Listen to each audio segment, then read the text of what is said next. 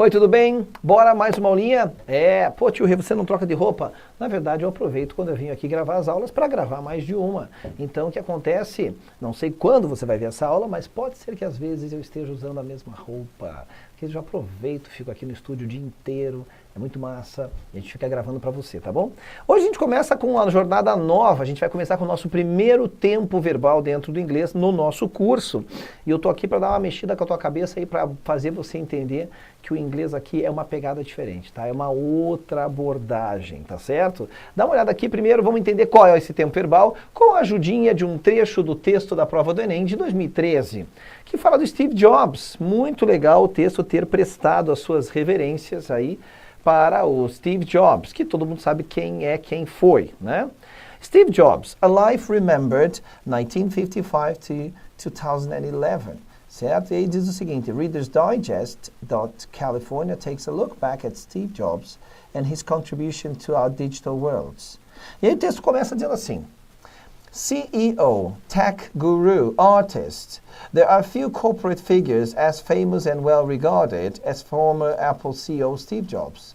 His list of achievements is staggering, and his contribution to modern technology, digital media, and indeed the world as a whole cannot be downplayed. E aí, começamos mais um trechinho.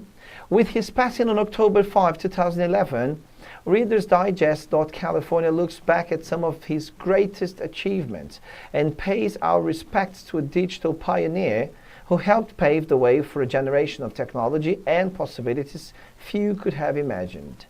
Bom, ele diz o seguinte aqui, ó, tá? Vamos... a gente deixa para traduzir depois, né?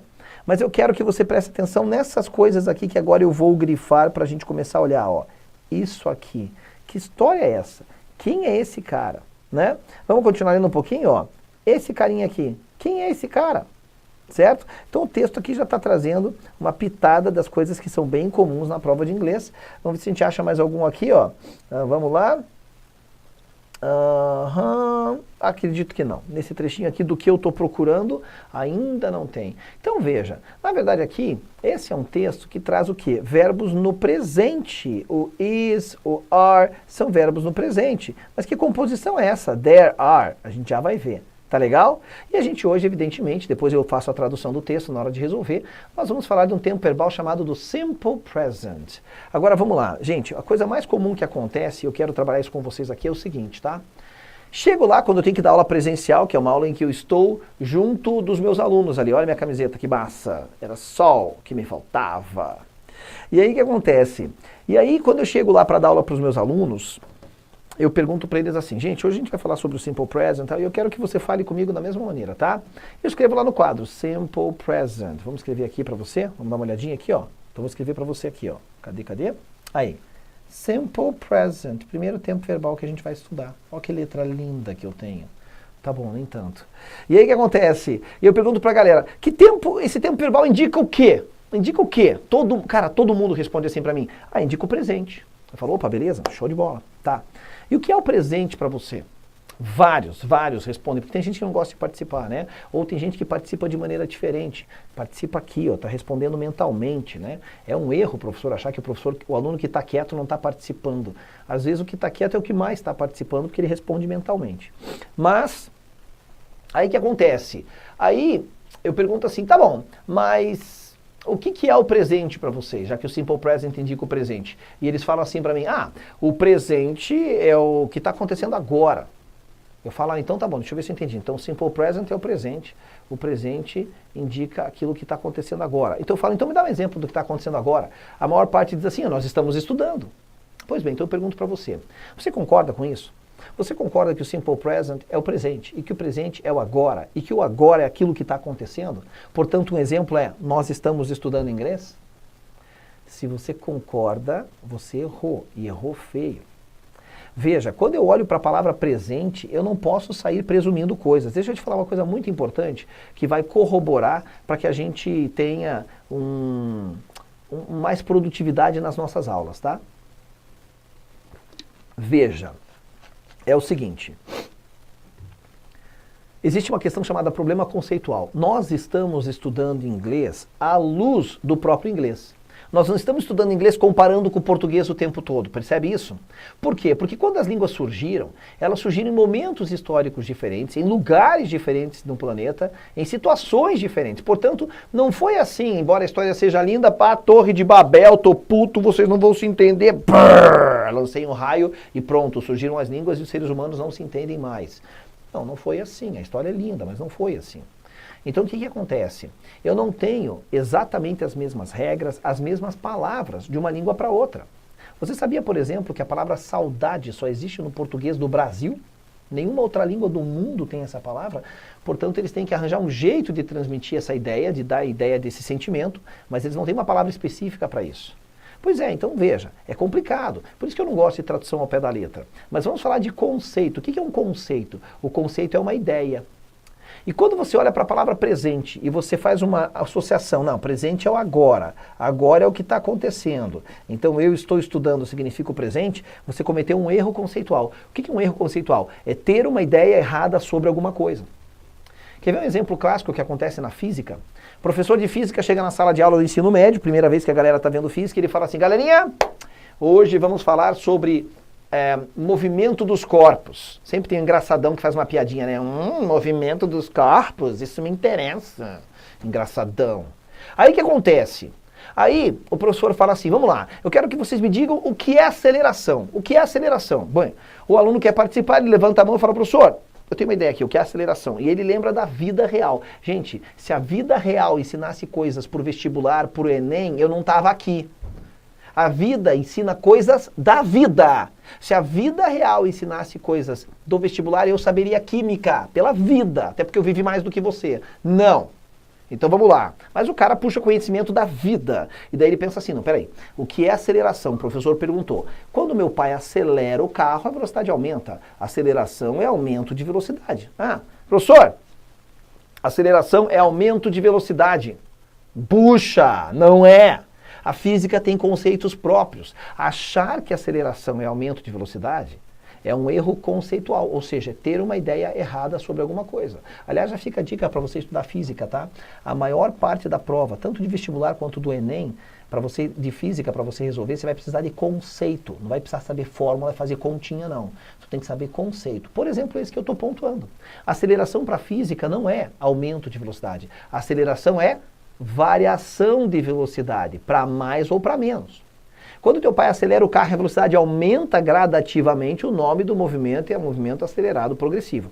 Mas quando teu pai freia o carro e a velocidade diminui gradativamente, o nome é movimento acelerado retardado, porque retardou a velocidade. Um corpo só não tem aceleração quando ele está parado, ou quando ele está em velocidade constante, porque daí não variou. É isso. Então, para a física, aceleração não é aumento de velocidade. É variação, para mais ou para menos. Percebe? Achar que a aceleração é aumento de velocidade é um erro conceitual. Achar no inglês que present indica o presente, que o presente é o agora e que o agora é aquilo que está acontecendo, é um erro conceitual. O simple present indica 4 situações diferentes. 4, neném. E nenhuma delas indica aquilo que está acontecendo agora. Nenhuma. Isso a gente vai ver logo mais. Mas enfim, vamos então continuar aqui com a nossa aula, certo? Bom, o que eu quero que você observe aqui no nosso slide? Nós temos 2 tipos básicos de verbos em inglês. O to be, que foi esse cara que eu te apresentei no texto, né, quando a gente leu, e outros verbos que fica para a próxima aula, tudo bem? Quem é esse verbo to be que você tanto ouviu falar? Pois é, o to be é o famoso verbo ser ou estar. E isso torna ele muito especial. O verbo to be, ele é o cara sim. Ele é o cara sim do inglês, eu vou ter que admitir, velho. Ele é, por quê? Ele tem algumas características. Por exemplo, ele possui 2 traduções que são coisas absolutamente diferentes no português. O verbo ser é muito diferente do verbo estar. Ele é um verbo que é altamente independente, ele faz tudo sozinho na frase. Essa é a segunda característica. Terceira, ele cria tempos verbais. Você acredita que existem tempos verbais? Que só existem porque o verbo to be está lá? E quarta situação, mas em caráter mais de curiosidade, ele abre portas no seu cérebro para você aprender outras línguas de grátis. Como assim? Já chego lá, te falei que eu vou estar sempre trazendo novidade. Dá uma olhada aqui então. O verbo to be você já está cansado de saber. Veja, verbo to be não é I am, you are, he is, she is. Não, pare com isso. Esses caras aqui são pronomes. que acompanham o verbo to be na forma do presente. Porque na aula de hoje, deixa eu escrever bonito aqui, mas credo, porque na aula de hoje nós estamos falando do presente, tudo bem? Então tá bom, então esse é o verbo to be na forma do presente, certo? Então fica atento aqui, não vai me sair falando que tudo é verbo to be, porque não é. Os verbos, os pronomes acompanham o verbo to be, tá certo? Então o que acontece? Olha só, é assim, ó. E aqui eu tenho a forma contraída deles, quando eu junto isso com isso, nasce isso, e assim sucessivamente. Tudo bem? Tá bom. Bom, o que eu quero dizer então com o verbo to be? Tem duas traduções, ele pode ser o verbo ser ou estar. Bom, primeira coisa, vamos entender isso. Então, que história é essa que o verbo to be é ser ou estar? Note que a primeira frase está escrito assim, ó, I am a doctor. I am a doctor, não vou traduzir ainda. O mesmo I am está escrito aqui embaixo. Mas como assim? Mas são traduções diferentes. Por quê? Porque na frase anterior eu estou dizendo o quê? A doctor, que significa o quê? Um médico. O que faz mais sentido traduzir esse I am? Eu sou um médico ou eu estou um médico? Nesta primeira frase, a melhor tradução é de eu sou um médico. Mas aqui embaixo a palavra tired não é tired, é tired. É como se você invertesse o E e o R, tá? Tired significa cansado, cansada. Então essa tradução pode ser eu sou... Qual é a melhor tradução desse I am? Eu sou cansado ou eu estou cansado? Certo? Então o que você percebe? Você percebe que a mesma estrutura, o mesmo I am, o mesmo, dependendo do contexto da frase, assume traduções diferentes. Na primeira, eu sou um médico. Na segunda, eu estou cansado. Então é isso que eu quis dizer com o verbo to be ter duas traduções. A tradução depende do contexto. Como que eu vou saber quando o verbo to be é o verbo ser ou ele é o verbo estar? Depende. Depende do quê? Do contexto, da ideia geral da frase. Legal? A mesma coisa acontece com as outras formas do verbo to be, não é só com am, pode acontecer com are, com is, com todos eles. Todos vão ter essa pegada, veja. They are students. Esse mesmo they are está aqui embaixo. They are worried about the test. Sabendo que students significa alunos, a melhor tradução para they are é eles são alunos ou eles estão alunos? E sabendo-se que worried about the test significa preocupados com a prova, a melhor tradução é eles são preocupados com a prova ou eles estão preocupados com a prova? Tá vendo? Olha aí, ó. Então, o mesmo they are no inglês, quer dizer, no português, vai assumir traduções diferentes, porque depende do contexto. É isso que eu quero dizer quando eu digo que o verbo to be tem duas traduções possíveis. Então, a primeira característica a gente acabou de ver. Das quatro, o verbo to be tem duas traduções de coisas completamente diferentes no português, o verbo ser e o verbo estar. A segunda característica é que ele faz tudo sozinho na frase. Para ele fazer negativa, pergunta, ele faz tudo sozinho. Então veja aqui, ó. Vamos falar de form. Toda vez que eu falo de form, eu estou falando de estrutura, tá? Eu sei que você sabe que form significa também a palavra forma, mas pode também ser a palavra estrutura. Então dá uma olhada aqui, ó. Verb to be, form, estrutura. Eu peguei o I am para começar. Veja que ele é o único verbo que aparece na frase. Então deixa eu te fazer uma setinha aqui, ó. Existe o verbo to be e os outros verbos. Verbo to be e os outros verbos. Verbo to be e os outros verbos todos do inglês. Ou significa que não dá para fazer junto. Ou você usa só o verbo to be no presente, gente, não perde o foco. Nós estamos falando de presente, tá? Ou você usa o verbo to be sozinho no presente, ou você usa outros verbos no presente. Junto não dá, junto não pode, junto não dá. Não posso usar o verbo to be no presente junto com outro verbo também no presente. Dá choque, dá conflito, dá pleonasmo gramatical. Ou uma coisa ou outra. Ça va? Ça va? Diga ça va bien para mim. Diga ça va bien. Beleza. Muito bom. Então é isso. Então, beleza? Note que o verbo to be está aparecendo sozinho aqui, ó. E ele faz tudo sozinho na frase. Se ele está na afirmativa, a frase está na afirmativa. Se eu juntar ele com o not, que pode ser dessa forma aqui também, pronto, ele está na negativa. E em toda pergunta no inglês alguma coisa passa para frente. Em toda pergunta no inglês alguma coisa passa para frente. Ora, se em toda pergunta no inglês alguma coisa passa para frente, e é o verbo to be que manda na estrutura, quem passa para frente para poder colocar o verbo to be numa pergunta? Ele mesmo, é ele mesmo que passa. Então ele estava aqui atrás, ele veio para frente. Am I tired? Eu estou cansado? Sim, eu sei que é meio esquisito perguntar isso. Então veja, em toda pergunta no inglês alguma coisa passa para frente. Segundo macetinho. Toda pergunta básica gera uma pergunta complexa. Toda pergunta básica gera uma pergunta complexa. É a mesma estrutura. Eu pego o mesmo pedaço de frase, ó, esse pedaço está aqui dentro. Basta eu acrescentar ali na frente, ó, um pronome interrogativo com a mesma estrutura. Am I tired? Eu estou cansado? Sabe aquela coisa que você fica se perguntando? Por que eu estou cansado? Why am I tired? Tudo bem?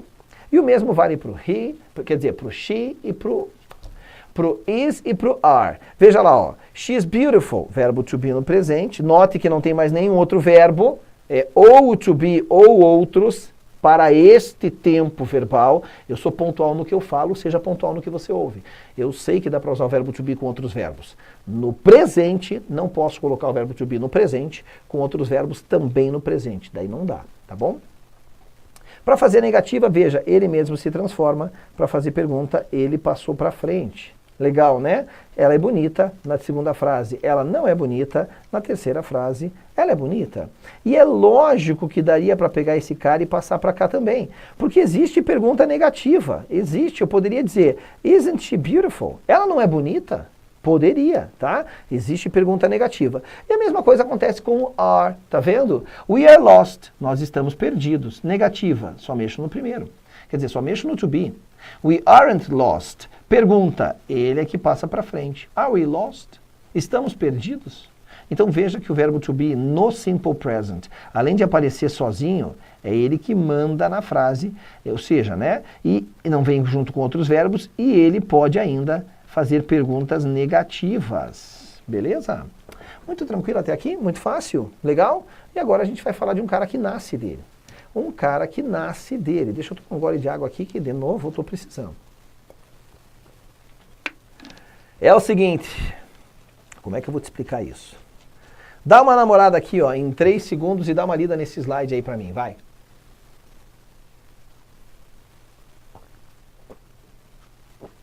Deu? Tranquilo? Então vamos lá. É o seguinte, deixa eu elucidar você com relação a esse ponto, tá? No português, há muito tempo atrás, a gente não podia dizer assim, ó, ah, tem muitas coisas para fazer, tem muita gente na sala, tem muita gente faltando, tem muitos carros nas ruas, tem muita poluição hoje em dia. A gente não podia falar isso num outro tempo. Por quê? Porque o verbo ter só era usado quando você usava com um sujeito. Você tinha que dizer quem tem. Quando eu digo tem muita poluição hoje em dia, eu não estou dizendo quem tem a poluição. Então, uma vez isso no português era considerado errado. Eu precisava, quando eu queria dizer que algo existia, por exemplo, tem muita poluição, ou seja, existe muita poluição, eu usava o verbo haver, que eu dizia o quê? Há muita poluição no mundo, há muitos carros nas ruas, há muitas carteiras vazias na sala de aula. Beleza? Então tá bom. Só que essa diferença no português ela foi sumindo, e de tantas pessoas dizerem tem muitas carteiras vazias, tem muitos carros, tem muita poluição, isso foi incorporado na língua portuguesa. Hoje você não pode nem perder nota por causa disso se você escrever assim numa redação, sabia? Por quê? Porque virou forma cristalizada, ou seja, de tanto povão usar, os gramáticos falaram, velho, vem cá, isso aí não interfere na comunicação, isso aí dá para todo mundo entender, não soa mal, vai, torne esse troço correto. Porque a língua tem essa dinâmica, a língua é uma coisa viva, qualquer língua é assim. Então, no português, você passou a poder usar o verbo ter no lugar do verbo haver. Mas no inglês, não. É como se a gente tivesse parado no tempo no inglês. Naquela época em que, para dizer que algo existe, você tem que dizer que há alguma coisa. E quando você usa o verbo ter, você tem que dizer quem tem. Eu não posso dizer tem muita poluição no mundo, porque eu não estou dizendo quem tem. Mas eu posso dizer ela tem um carro bonito, porque eu estou dizendo quem tem. É isso. No inglês, o verbo ter não se mistura com o verbo haver. São coisas completamente diferentes, que no português eles se misturam. Pode usar um pelo outro. Então, veja aqui. O verbo haver no inglês é esse cara aqui, ó. É um tal de dare to be. Eu vou pôr a tradução dele aqui do lado em português, pelo amor de Deus. Porque eu já tive aluno que olhou para isso aqui no quadro uma vez e falou assim, professor, o que é haver? Eu falei, que haver, cara? Ele falou, ó, você escreveu ali, ó, haver. Não, sua criatura, não. Isso aqui é o verbo haver no português, eu estou traduzindo. E o verbo haver, ele nasce do quê? Do verbo to be. Então note aqui comigo, ó, dare to be, vou escrever aqui para você, ó.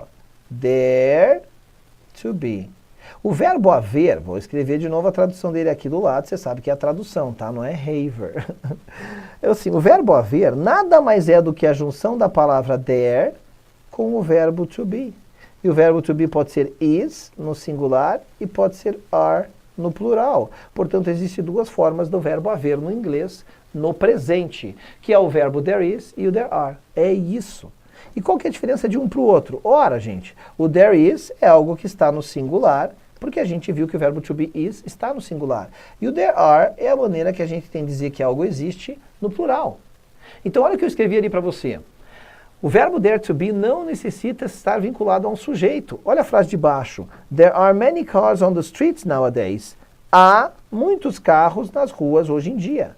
Que eu posso traduzir, tem muitos carros nas ruas hoje em dia. Tá certo? Então veja que interessante. Aqui eu tenho essa pegada do verbo haver, tá? Que como que ele funciona? Ele funciona assim, ó. Ele funciona assim, ó. Como ele é derivado do verbo to be, para fazer a negativa, basta jogar o verbo to be na negativa. Pronto, eu estou dizendo que não há. Ah, mas se for plural, basta jogar o verbo to be na negativa também. Ah, mas se eu quero fazer uma pergunta, ué, o is passa para frente. Em toda pergunta, o verbo to be não passa para frente? Olha aqui, ó. Então, pronto. Nasceu um esqueminha que mostra para você como que funciona o verbo haver.